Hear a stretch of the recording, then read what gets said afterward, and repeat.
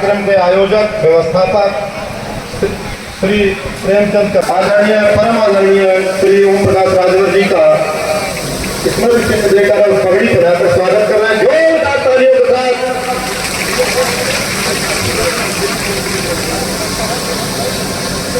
आदरणीय प्रेमचंद शाल और पगड़ी पहनाकर हमारे राष्ट्रीय अध्यक्ष जी का स्वागत करेंगे। हम 22 साल से बोलते हैं, 5 साल समाजवादी पार्टी 4 वर्ष सत्ता में थी, एक बार नहीं बोली। बहुजन समाज पार्टी सत्ता में थी, एक बार नहीं बोली। कांग्रेस सत्ता में थी, एक बार नहीं बोली। हम सदन से लेकर सड़क तक बोलते रहते हैं। आज फिर कह रहा हूँ, जातिवार जनगणना कोई कराएगा तो एनडीए सरकार माननीय नरेंद्र मोदी जी के ही नेतृत्व में होगी। 317 मदरसे सरेंडर होने की बात आ रही है। जहाँ तक सवाल आपने 69,000 की किया, मैं फिर कह रहा हूँ कि 1986 से इस लड़ाई को लड़ रहे हैं। हम माननीय कांशीराम जी के साथ रह करके मंडल कमीशन लागू कराने की लड़ाई लड़ते लड़ते फिर किन्हीं बिंदुओं पर बसपा नेता संघ से कुछ विवाद हुआ, मैं पार्टी बनाई। और आप बताओ, आप लोग को गवाह, सदन से लेकर सड़क तक 69,000 शिक्षक भर्ती से ज़्यादा हमसे कौन लड़ सकता है। और मैं अभी हमारे यहाँ आवास के बच्चे गए थे, मैं उनसे कहा कि चलो मुख्यमंत्री से, मैं उन्हीं के सामने चीफ सेक्रेटरी से मनोज जी से बात की। वो दिल्ली जा रहे थे, उन्होंने कहा कि शाम को आता हूँ, मुख्यमंत्री से बात करके आपको बताता हूँ। रात को 11 सुप्रीम कोर्ट मामला चला गया, इसमें क्या भैया मेरे अब आप बताओ, हम तो रोक नहीं सकते किसी को कि हम रोक सकते हैं। हमारी कोशिश देखो, हम सहयोगी हैं, हमारे पास जितनी क्षमता है पूरी क्षमता से हमने मुख्यमंत्री से चर्चा किया। जब नियुक्ति पत्र वितरण हुआ था उस समय भी चर्चा किया, 8 तारीख को भी चर्चा किया, 9 तारीख को टाइम भी लिया। मनोज जी ने कहा तो मनोज जी के कथनानुसार मैंने गोरखपुर में कहा कि आप वहाँ मिल लीजिए मुख्यमंत्री से। उन्होंने कहा कि लेके आओ, हम नहीं आ सकते कि मेरा कार्यक्रम मिर्जापुर में है, मैं मिर्जापुर में था। तो मेरी सिंपैथी, मैं 69,000 शिक्षक भर्ती के जो अभ्यर्थी है मैं उनके साथ हूँ। मैं फिर कह रहा हूँ 517 मदरसे सरेंडर करने की बात आ रही है, इसको किस तरह? देखिए, सही बात तो कोई बता नहीं रहा, ब्लैकमेल करने के बाद।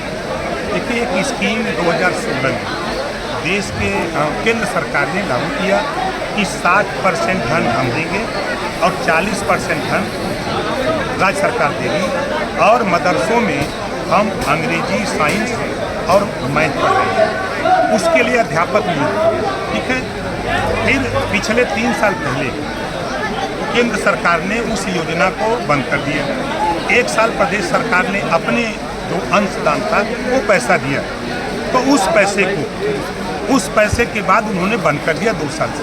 तो उसी चीज़ को मदरसे के लोग कह रहे हैं, आप अगर उसको पढ़ेंगे तब समझ में आएगा। दूसरी बात वो कह रहे हैं ना कि मदरसों को मान्यता नहीं दी जा रही, उसको जो है ऑनलाइन पोर्टल खोला जाए, कहा है ना, उनकी यूनियन के लोग हैं। तो उनका कहना है कि जो हमारा या तो अध्यापकों का जो तनख्वाह सैलरी है वो मिले, उनको रखा जाए काम पे, और नहीं तो ये स्कीम बंद कर दिया जाए जो केंद्र सरकार की स्कीम लगातार ओबीसी आवासी कर रहे हैं।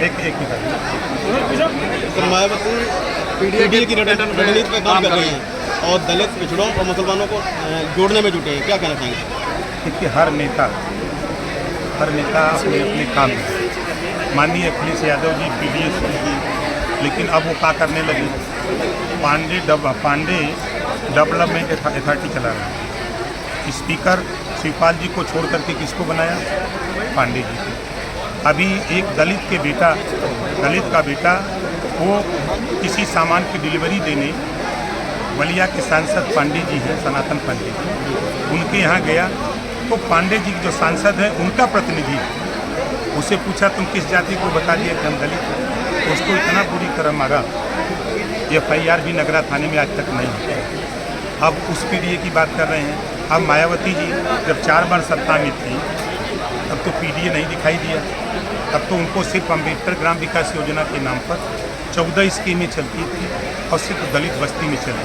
हम जो उनसे अलग हुए यही वजह था कि किसी गांव को अगर अम्बेडकर गांव घोषित हो तो वहाँ ब्राह्मण हो, राजपूत हो, भूमिहार हो, यादव हो, पटेल हो, मकसद सभी जातियों में वो योजना सबके यहाँ पहुँचे। मंत्री जी, राहुल गांधी ने विदेश में रहकर सिखों के लिए टिप्पणी की है, क्या कहेंगे? देखिए, वो हमेशा भारत के खिलाफ विदेशों में जाके बोलते हैं, उनकी आदत सी बन गई है। और जो भाषा वो बोल रहे हैं वो हमारे हिसाब से उस भाषा को हम पसंद नहीं करते। और जो भारत में रह के भाषा बोलते हैं, आप बताइए, बोलते हैं ना कि पिछड़ों को हिस्सेदारी नहीं है, बोलते हैं ना 60 साल किसकी सरकार थी देश और प्रदेश में? उन्हीं की सरकार थी। क्यों नहीं दिया? 4 बार बसपा 4 बार सपा की यूपी में सरकार थी, ये लोग क्यों नहीं दिए?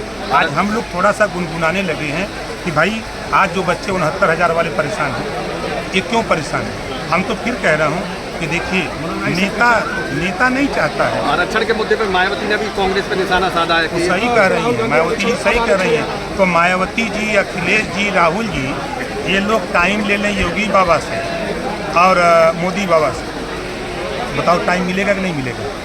तीनों लोग जा करके बैठ करके चाय पिएँ, पकौड़ी काटें और वहाँ ये चर्चा करें कि ये जो आरक्षण घोटाले जो सामने आए हैं, हाई कोर्ट के फैसले हो, चाहे असिस्टेंट प्रोफेसर की नियुक्ति के मामले हो, इन सब चीज़ों को जो टेबल पर बैठ करके आमने सामने बात होगी, ये कर सकते हैं। लेकिन अगर ये कर देंगे तो मामला फिर चिल्लाने के लिए कहाँ रह जाएगा? आप मंत्री ने उसी विभाग के वक्फ बोर्ड को लेकर आप क्या राय है? क्या हम सोचते हैं वक्फ बोर्ड? मैं आपको बता दूं, देखिए वक्फ बोर्ड के पास वक्फ बोर्ड में जो कमियाँ हैं आप जानकारी करिए। वक्फ बोर्ड की जो नियमावली है, अगर वो कह दें कि ये रिसोर्ट हमारा है, वक्फ बोर्ड कह दे, तो डीएम के यहाँ जाकर के एप्लीकेशन देकर खाली करा दें, ऐसा नियम है। तो सरकार ये चाहती है कि अगर वो ये कहें कि ये रिसोर्ट हमारा है, अगर वो डीएम के एप्लीकेशन देते हैं तो डीएम उसकी जांच करा दें कि वास्तव में इनका है कि नहीं है, कागज देख लें, तब उसके बाद उस पर कार्रवाई है। तो आखिर ऐसे असीमित अधिकार दिए किसने? कांग्रेस ने दिया, कांग्रेस ने दिया है, ये बीजेपी ने नहीं दिया है, ये कानून कांग्रेस के जमाने का है। हम लोग नहीं कानून पे, हम तो संशोधन चाहते हैं। इस तरह की बातों में जो चीज़ें जो देखिए, आप जैसे किसी क्लास में कोई मुस्लिम टीचर लेक्चर दे रहा हो, नमाज का टाइम हो जाए, अब वो दूध खड़िया खड़ा करेगा या किताब रख देगा और चला जाएगा नमाज में, जबकि इस्लाम में नमाज माफ़ी का है। आप क्लास में पढ़ा रहे हो तो पढ़ाओ।